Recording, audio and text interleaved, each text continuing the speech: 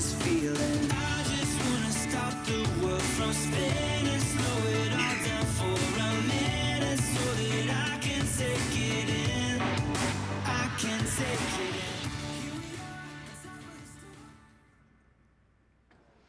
in. Excuse me, would you mind if we left the window open? I don't fly much and really love to see the view. Oh, yeah, of course. It was a beautiful July day, and I was on a flight to Camp Oswegatchie in New York. I had the window seat, but being practically an 80-year-old in a 20-year-old's body, this was a prime time for a nap. So I closed the window shade, put in my headphones, and relaxed as the plane began to take off.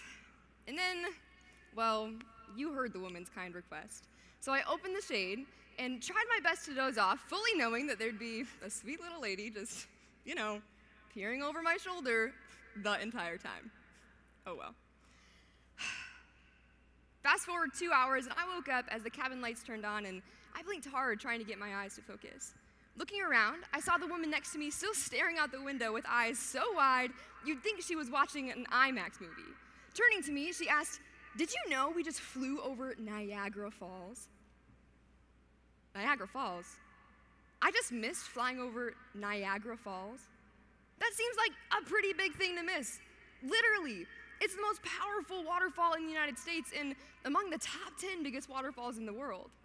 In fact, let's put it into perspective. If one of the falls at Niagara was in this stadium, it would be 16 times as wide as these screens and 2.5 times as tall. Now, if you were walking down the streets of Indianapolis and saw a giant waterfall that size, would you miss that? Would you want to? Of course you wouldn't. Nobody would. The magnitude, power, consistency, and beauty of something like Niagara Falls leaves us in awe and amazement. It's not something we see every day, and it's certainly not something we would tire of watching or take for granted. And there I was, sitting in a chair in a vehicle flying in the air 30,000 feet above all creation with a perfect view of the country's most powerful waterfall. But I missed that moment. Not because I didn't want to experience it, but because I wasn't intentional about experiencing it. I didn't ask myself, nap or Niagara Falls. That would have been an easy decision. And by the time that I had learned what I had missed, that moment was gone. How often does that happen in our lives? We may not always be flying over waterfalls, but I'd be willing to bet that every single day we miss something meaningful that we have been given a front row seat for. And it's like our eyes are closed. We're there, but not fully present. That's the thing about meaningful moments. They don't have meaning until we choose to see it. But the problem is, moments only happen once. We don't get to change them, relive them, or get them back. So today, we're not talking about anything too complex or groundbreaking, but it can be life-changing if we live it out. It's simple, but it's not easy. Our goal is to take this moment, the only one we are ever given, and make it meaningful. But before we dive in, do we have any Creed speakers in the house? Okay, let me hear it from the extemporaneous folks in the house. Okay, how about the prepared public speakers? Awesome. That's what I'm talking about, because some of my favorite memories in FFA happened in the Mason High School Ag Room, practicing speeches with my advisor, Mr. Barnum. After going through a speech, Barnum and I would always have a feedback session. Sometimes, Barnum's feedback sounded something like this. Adrian Ray, slow down. You're talking so fast you sound like an auctioneer. Or, there was also the classic, sister, loosen up. You look like a robot with those hand motions. But more than a handful of times, Barnum's feedback sounded something like this. Adrian Ray, I can see you thinking about the next paragraph, about the next thing on your mind. If you want this speech to be meaningful, you have to concentrate on the moment in front of you. You have to be in the moment. That's the advice that Mr. Barnum always gave me. Just be in the moment. And it wouldn't just happen when I was giving a speech. He'd also tell me this when I was overthinking something, being too reserved, opting out of FFA dances, watching our chapter from the sidelines of a trampoline park, or not truly investing in the moment in front of me. Why did being in the moment matter so much? Well, I've come to realize it's because it's the only place we can give anything meaningful to others. Think about it. Speeches are only meaningful if we're actually present when delivering them. And they only matter if the audience is actually listening. Fun and laughter can only be experienced here and now, and we can only send a text, give encouragement, tell someone we're thankful for them, work hard towards our goals, and serve others in the moment that we're in. The same thing applies for receiving things from others. Gifts, forgiveness, a new job, or that college acceptance letter we've been waiting for. You see, we cannot give or receive anything meaningful by living in the past or the future, but only here and now. I mean, think about your life right now. You have an ag teacher who believes in you so much that they drove you or flew with you to Indianapolis, Indiana, potentially hundreds of miles from home. And this week, you were nervous, but you competed or participated in a workshop or did something that you have never done before. And look around this stadium. There are thousands of people who wear or have worn the same blue jacket as you. They know the same ceremonies. They are living to serve others, and they have the same passions. Don't you see the fact that all of this is happening right now is incredible? This week, this moment, it's meaningful. So, the question is simple. Where are you? Are you here in this moment? Or are you letting it slip by and missing meaningful experiences happening right before your eyes? It's easy for our feet to be here and our head to be somewhere else completely. I mean, how often do we find ourselves scrolling on our phones, accidentally disregarding the moment in front of us? Meanwhile, the people around us are laughing, making a memory, deepening a relationship, or building an opportunity. How often do we zone out of conversations because we have something else on our mind? Or disregard high school because we believe we'll love our lives more once we graduate? So many of us are waiting for the next grade, the next friendship or relationship, the next award, the next position, the next season of life to finally feel like our moments matter. If that's you, let me invite you to consider an idea. If you keep chasing after that next thing, trying to finally find that meaningful life, then you will never find it. Because in reality, it's been in front of you all along. Friends, this, right now, this is all we get. Which means the first thing we must do to have meaningful experiences is answer a simple question. Where are you? Choose to be here in this moment right now. And once we're here, there's actually a second question to answer, one that might be more challenging. I began to realize the impact of this question 1 year ago in the midst of interviewing for national office. Let me explain. The interview coordinator asked if I was ready for my first interview. And with a deep breath, shaky confidence, and a head nod, I said yes. He opened the door and gestured to a seat in the center of the room where the 9 nominating committee members were waiting. As I sat down, questions rushed through my head that might be asked, but the first thing I heard was not a question. It was a committee member named Mercedes, who looked me in the eye and said, "Adrian, no matter what happens this week, just remember, you matter. You are loved, and you are enough." Fast forward 10 minutes, and I walked out of the worst interview I believed I had ever completed. Remember that auctioneer comment Mr. Barnum said? Well, apparently I never mastered slowing down because I talked too fast, I ran out of time, and I didn't feel like I showed my best self. Immediately, I called my best friend, Sydney. I explained to her how I wish things would have gone a little differently, and being the optimistic friend she always is, she listened patiently. And then she asked, "What's the committee like?" I paused and thought about what Mercedes had said before it all started. knowing that she was saying that to every single candidate.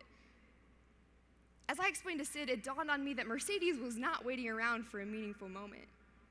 She was making moments meaningful by being her authentic self.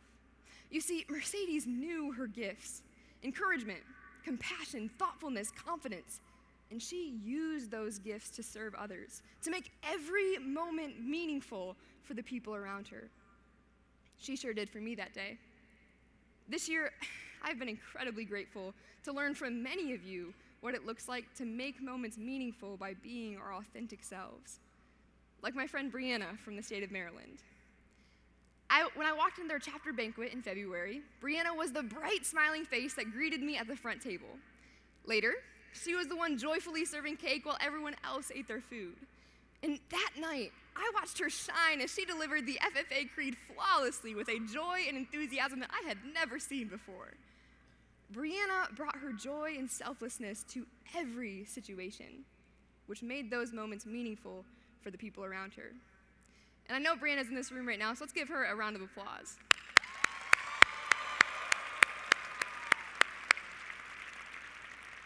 Thank you, Brianna. Or my friend Ben from the state of Maryland, Arizona. I was at the Arizona State Convention when I walked into the Trivium FFA chapter in the lobby. That's right, Trivium. Ben had a ukulele, which isn't something that I honestly normally pack for a convention, so I was immediately intrigued. Ben explained to me that he was competing in their FFA talent competition, and then proceeded to play a sample of the song, "You've Got a Friend in Me."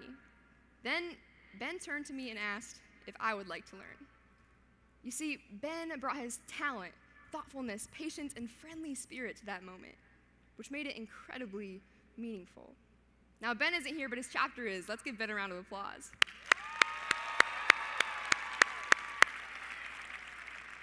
Thank you, Ben. These three individuals, Mercedes, Brianna, and Ben, showed me that we are never too much or too little, too insignificant or too busy to make moments meaningful. They weren't working with life-changing circumstances, and honestly, it's likely that you and I aren't either. Our lives are not made up of big stages, a large crowd, and spotlight occasions. Instead, they're made up of millions of little moments, interactions, and experiences that we can choose to make meaningful. So, how did Mercedes, Brianna, and Ben make that happen? They embraced authenticity. They were unafraid to be their encouraging, compassionate, joyful, and friendly selves. To put it simply, those moments were meaningful because Mercedes, Brianna, and Ben were true to who they are. You see, we only experience true meaning, true joy, true growth, true relationships, and true impact when we are true to who we are. Which begs the question, who are you?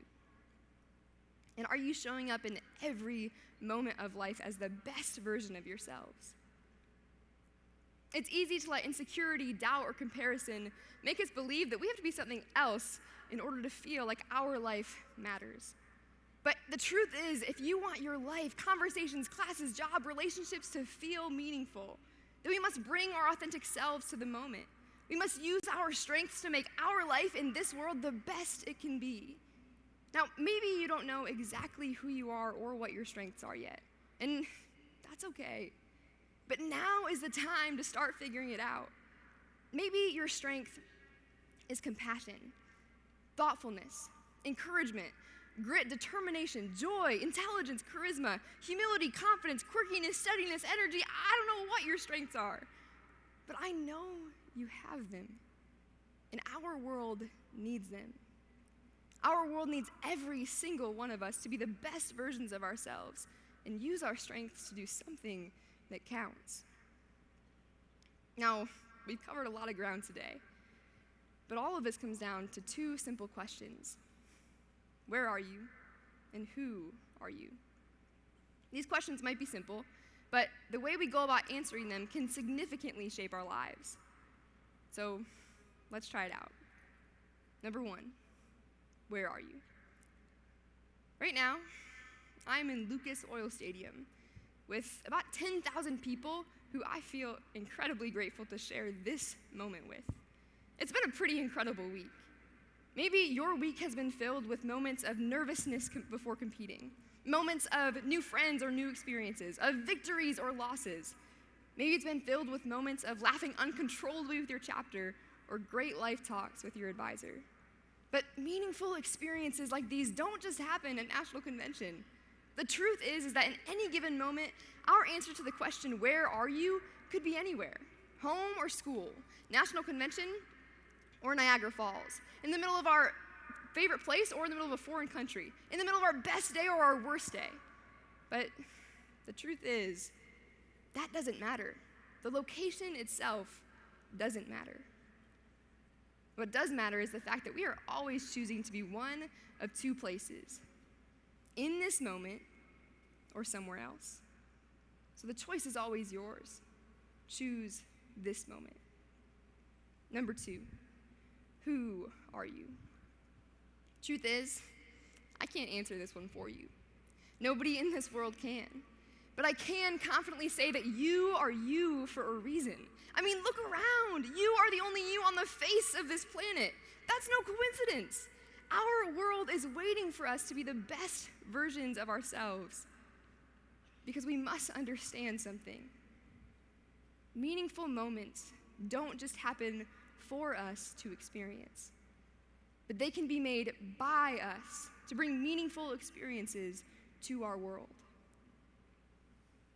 2 simple questions. Where are you? And who are you? That's it.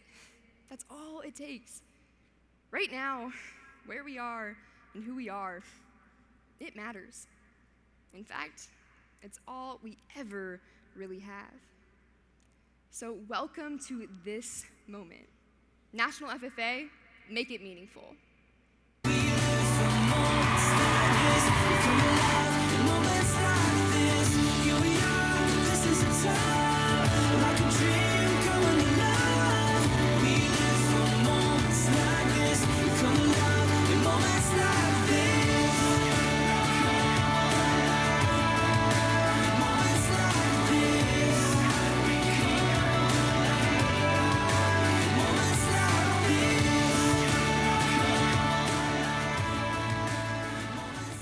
Adrian, you are the queen of journaling with a sweet tooth the size of the Upper Peninsula.